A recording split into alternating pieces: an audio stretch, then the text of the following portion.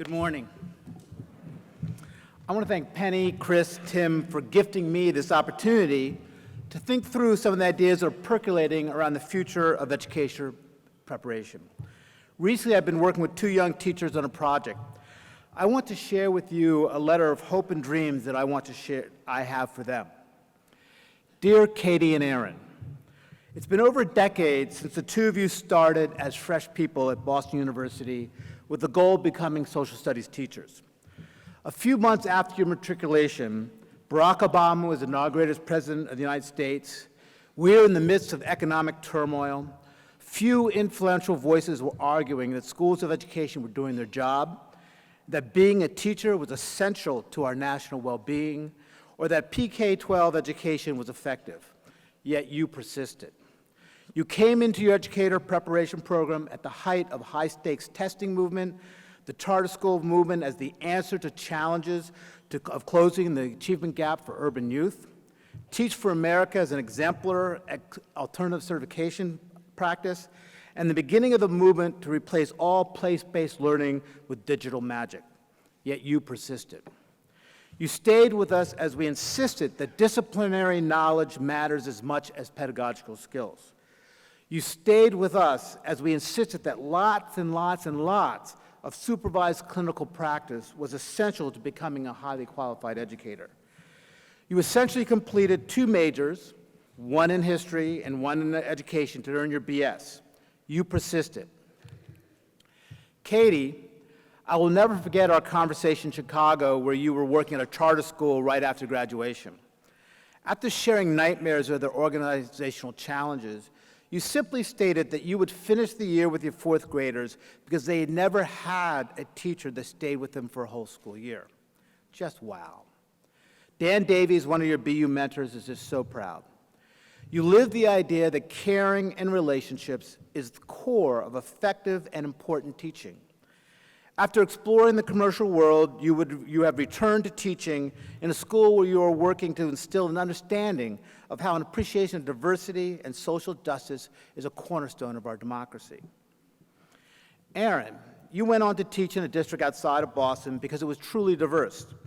It had kids from all demographic groups with a commitment to preparing them for all to have great opportunities. You created history lessons that you were deeply engaging, the type you wish you had had as a high school student. You coached, you led trips to Costa Rica, you mentored fatherless boys, you performed in the faculty musical, and you met your true love.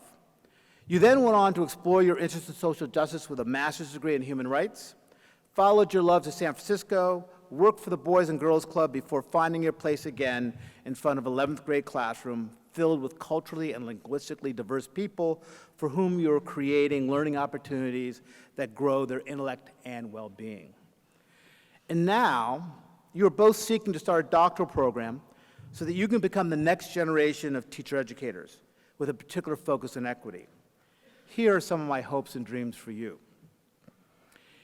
It's exciting to think that over the next 3 to 4 decades in which you may become leaders in the field of education, as Mayor Pete, this is not an endorsement, has pointed out, we have some 30 years of Roosevelt's New Deal, we had 30 years of Reaganism, and now we get to envision the next 30 years, a vision that you get to articulate and then live. It is my hope that you ground your thinking in the creation of courageous learners. In my lifetime, there's been a revolution in what we know about neuroscience of learning. In your lifetime, you had the opportunity to take what we know, reinvent curriculum that applies this knowledge, and advocate for the type of system changes that supports and encourages continuous learning for all that is not bounded by a textbook, by a classroom, by a building, or the school bell.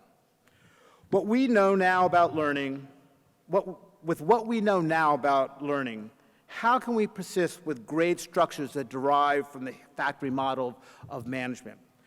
How can we persist with selective honors classes or examination schools that are grounded in a racist and developmentally inappropriate theory and inaccurate theory that there's a limited percentage of our population who can be successful learners, and that those learners, and by extension our society, are best served by placing students in homogeneous classrooms? It is my hope that you can provide leadership in the creation of learning environments that are organized around the knowledge that we can all learn. We may learn in diverse ways and on diverse timelines, but we can all learn. And that learning in a heterogeneous environment has intellectual and social benefits for all involved. I dream that you find a way to make a system that works for all students and that you find a way to get that system implemented.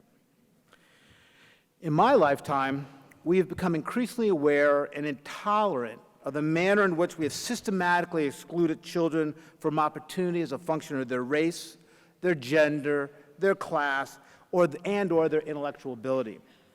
In your lifetime, you get to focus on how to integrate a deep appreciation for how drawing from diverse perspectives makes us better as a people and society, and how to structure lesson plans and the culture of schools so that they facilitate that appreciation.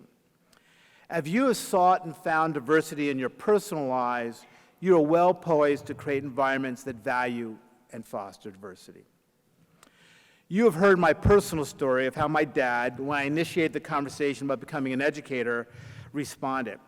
Disappointed that I was not going to be a lawyer or a corporate executive who could send business to my siblings who did become lawyers, he pointed out that those who can do and those who can't teach. Although he appreciated the joy I took in being a teacher, it was not until I acquired a status he understood, professor, that he began to relax.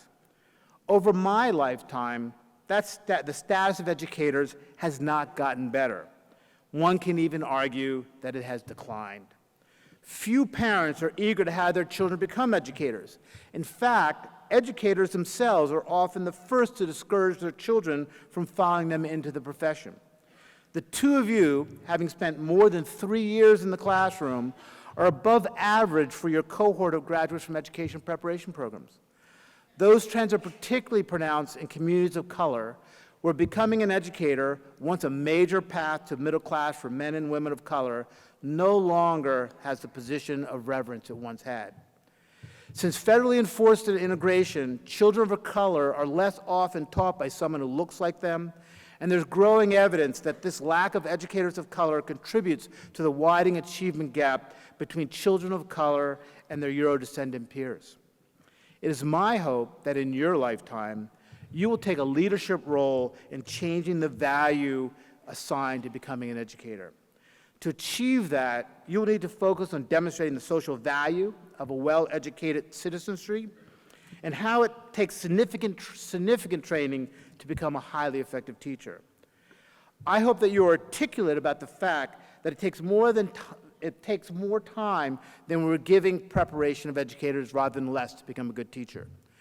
You will need to be articulate about the resources educators need in order to be effective, and if you do become a teacher-educator, teach your students how to be advocates for their needs as well as the needs of their students. It is my belief that you will implement pathways to significantly increase the percentage of culturally and linguistically diverse folk who become educators, not as an add-on or as a response to legal mandates, but because you have worked to create a system in which having a culturally and linguistically diverse core of educators is understood as the way to create equal access to a high-quality learning experience for all children. Over the past decades, we have organized our theories of successful education around the performance of all children on a set of precise academic knowledge in math or English language arts and now science.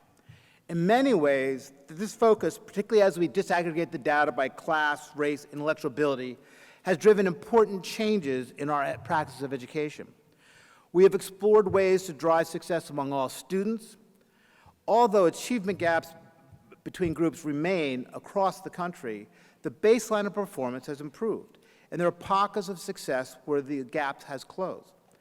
At the same time, we have focused our resources on those outcomes we are measuring. That has come at the cost of making a broad access to vocational education and a narrow focus on pre-college preparation, with growing evidence that such a focus may not be central for the 21st century economy.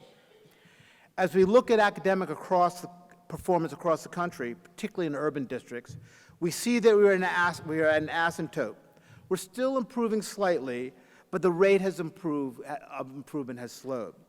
It is my hope that you will find ways to retain this important focus on the acquisition of content knowledge and integrate a focus on whole student development that some hypothesize is needed to improve academic performance.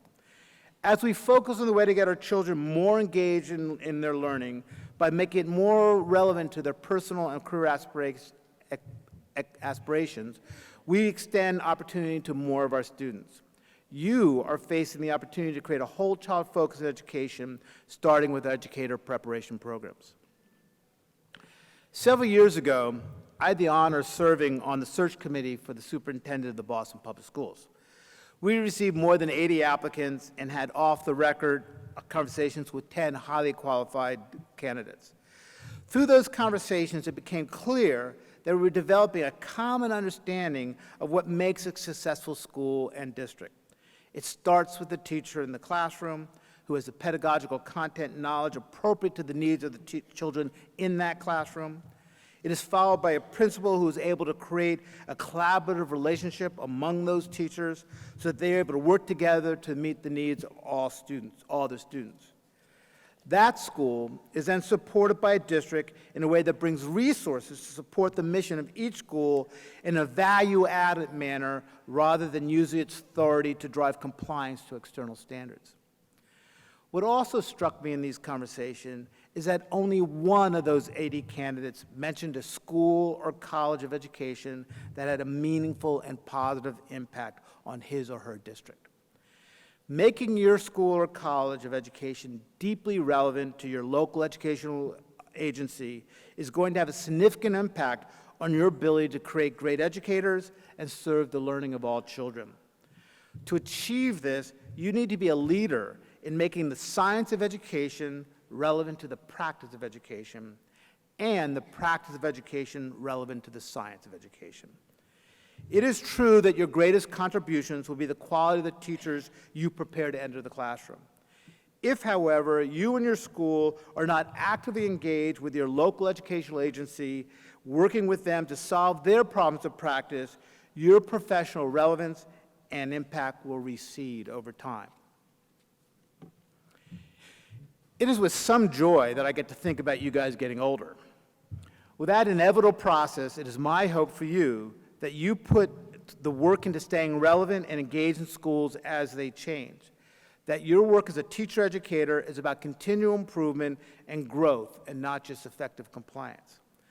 I hope for you to remain the courageous learners that we want all our children to become. With much love, respect, and thanks for your persistence, Hardin.